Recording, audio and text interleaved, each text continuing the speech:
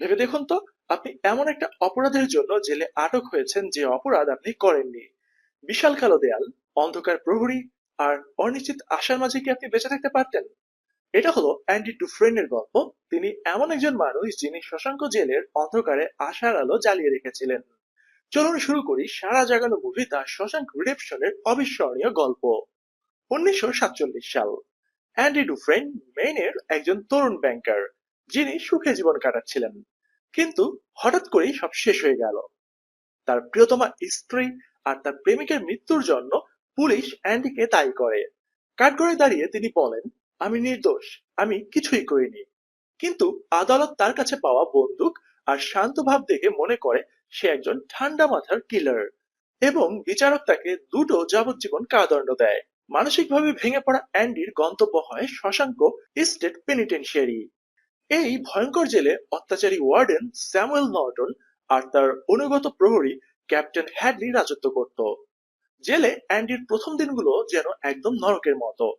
দেয়ালগুলো যেন তাকে গিলে খেতে চাচ্ছে। অন্য বন্দীরা তাকে দুর্বল ভেবে টার্গেট করে। এখানে তিনি অ্যালিস রেড রেডিং এর সাথে দেখা করেন, যিনি গত 20 বছরের পুরাতন একজন বন্দী। তিনি জেলের একজন ফিক্সার, যিনি সিগারেট থেকে শুরু করে ছোটখাটো সবকিছু জেলের গার্ডদের ঘুষ দিয়ে বাইরে থেকে এনে দিয়ে কমিশন নিতেন।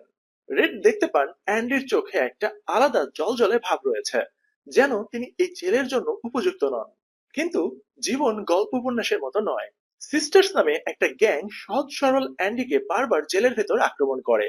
তবু অ্যান্ডি মানসিকভাবে ভেঙে পড়েন না। তিনি আশা হারান না। এভাবে সময় গড়ায় আর অ্যান্ডি তার জেলের জীবনের সাথে মানিয়ে নেন। একদিন জেলের সাথে কাজ করার সময় তিনি শুনতে পান ক্যাপ্টেন হ্যাডলি তার উত্তরাধিকার থেকে প্রাপ্ত টাকার ট্যাক্স নিয়ে বেশ হতাশ। অ্যান্ডি হ্যাডলির কাছে ধীর পায়ে এগিয়ে যান এবং তার ব্যাংকারের দক্ষতা ব্যবহার করে হ্যাডলিকে টাকা বাঁচানোর পরামর্শ দেন। হ্যাডলি শুরুতে একজন দাগী আসামির কাছ থেকে বুদ্ধি নিয়ে বিপদে পড়ার আশঙ্কায় রেগে গেলেও অ্যান্ডির কথায় প্রভাবিত হন এবং অ্যান্ডিকে ছেড়ে দেয়। এই ঘটনা অ্যান্ডির জীবন বদলে দেয়। প্রহরীরা তাকে ফ্রিতে পাওয়া দুগ্ধবতী গাভী মনে করা শুরু করে। তারা তাকে জেলের ওয়ার্ডেন নর্টনের কাছে নিয়ে যায়, যিনি অ্যান্ডিকে তার অবৈধ টাকা লুকানোর কাজে ব্যবহার করা শুরু করেন।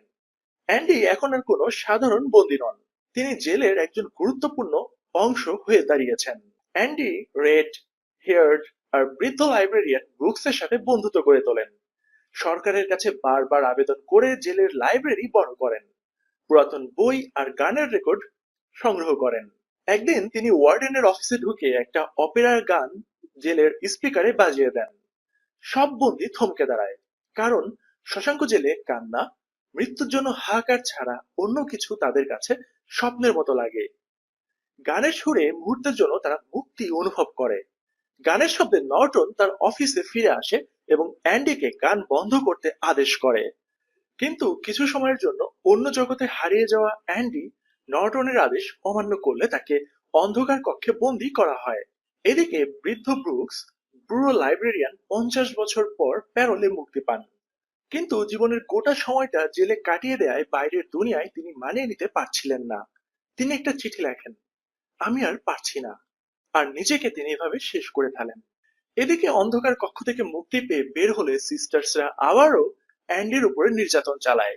এবার ক্যাপ্টেন হ্যাডলি সিস্টার্সদের নেতা বক্সকে মারাত্মকভাবে পিটিয়ে একটা কম নিরাপত্তার হসপিটালে পাঠিয়ে দেয়। অন্যদিকে 1965 সালে টমি নামে এক তরুণ বন্দী শশাঙ্ক জেলে চলে আসে। বুড়ো কয়েদিদের মাঝে দারুণভাবে সে নিজেকে মানিয়ে নেয়। একদিন গল্পের মাঝে টমি বলে, অন্য একটা জেলে একজন লোক তাকে বলেছিল সে একটা ব্যাংকারের স্ত্রী আর তার প্রেমিককে খুন করেছে, ঠিক যেন অ্যান্ডির মামলার মতো। অ্যান্ডির হৃদয়ে আশার আলো জ্বলে ওঠে। তিনি নর্টনের কাছে ছুটে যান, মুক্তির আবেদন করেন। কিন্তু নর্টন, যার অবৈধ কারবার অ্যান্ডির উপর নির্ভর করে, সে তাকে ফিরিয়ে দেন। এরপর টমিকে নিরিবিলি ডেকে নিয়ে হ্যাডলির মাধ্যমে তাকে গুলি করে হত্যা করা হয়, আর প্রচার করে টমি পালানোর চেষ্টা করেছিল বিধায় তাকে গুলি করা হয়েছে। অ্যান্ডির স্বপ্ন ভেঙে যায়। অ্যান্ডি একদম চুপ হয়ে যান।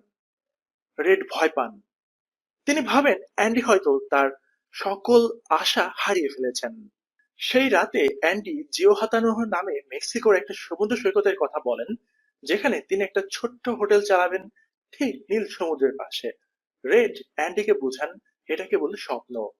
জেলে এমন আশা করা বিপজ্জনক। অ্যান্ডি হেসে বলেন, হয় বাঁচার মতো বাঁচো, নয়তো মরে যাও।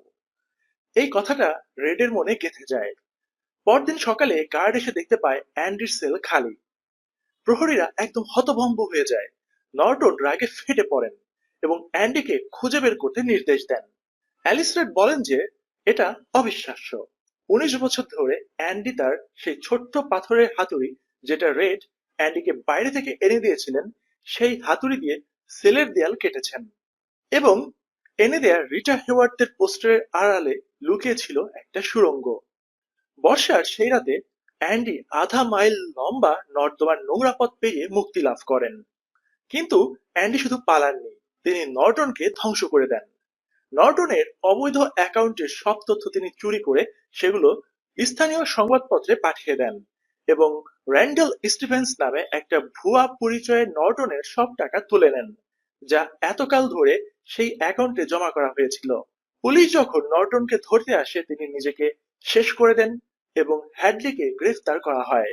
এভাবেই শশাঙ্ক জেল এক অভিশাপ থেকে মুক্তি লাভ করে। এদিকে রেড অ্যান্ডি পালানোর অল্প কিছুদিন পরে প্যারোলে মুক্তি লাভ করেন। বাইরের দুনিয়া তার কাছে খালি লাগে, ঠিক ব্রুকসের মতোই। কিন্তু অ্যান্ডি রেডের জন্য একটা উপহার রেখে গেছেন, যা মেইনের একটা খালি মাঠে পাথরের নিচে সে খুঁজে পায়। তাতে লেখা, জিও হাতানোতে চলে আসো, তুমি জানো আমি কোথায়। রেডের মনে আবার আশা জাগে। তিনি প্যারোল ভেঙে মেক্সিকোর উদ্দেশ্যে গাড়িতে চড়েন। সেখানে পৌঁছে নীল সমুদ্র সৈকতে অ্যান্ডিকে দেখেন একটা নৌকা তিনি ঠিক করছেন। অ্যান্ডি দেখতে পায় রেড দূর থেকে আসছে। দুই বন্ধু পরস্পরকে জড়িয়ে ধরে মুক্তির আনন্দে। প্রিয় দর্শক, এটা শুধুমাত্র জেল থেকে পালানোর কোনো গল্প নয়, এটা আমাদের মনের জেল থেকে একটা মুক্তির গল্প। অ্যান্ডি কখনোই ভেঙে পড়েননি। তার আশা, রেডের সাথে বন্ধুত্ব আর অদম্য স্পিরিট আমাদের শেখায় জীবন যতই অন্ধকার হোক, আশা আপনাকে মুক্ত করতে পারে। আপনার কি মনে হয় অ্যান্ডির মতো আশা ধরে রাখতে পারতেন? কমেন্টে জানান। আর এমন গল্পের জন্য লাইক আর সাবস্ক্রাইব করুন।